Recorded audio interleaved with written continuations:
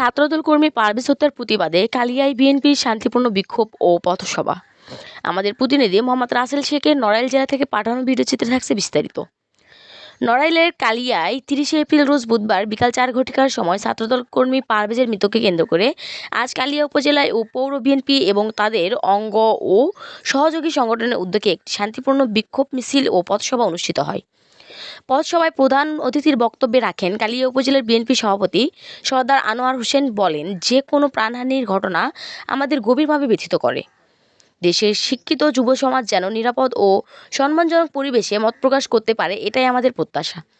পারভেজ হত্যাকাণ্ডের যথাযথ তদন্ত ও বিচারের মাধ্যমে সত্য উদ্ঘাটনের দাবি জানায়। কালিয়া পৌর বিএনপির সাধারণ সম্পাদক সেলিম রেজা ইউসুফ বলেন, অপরাধী যেই হোক তাকে আইনের আওতায় আনতে হবে। আমরা চাই শান্তিপূর্ণ রাজনৈতিক কর্মকাণ্ডে কেউ যেন বাধাগ্রস্ত না হয় এবং দেশের সব নাগরিকের নিরাপত্তা ও ন্যায়ের আশ্বাস পায়।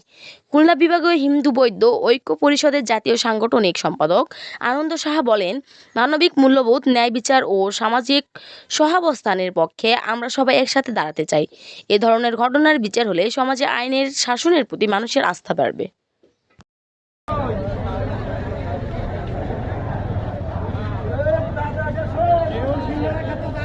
ঠিক আছে।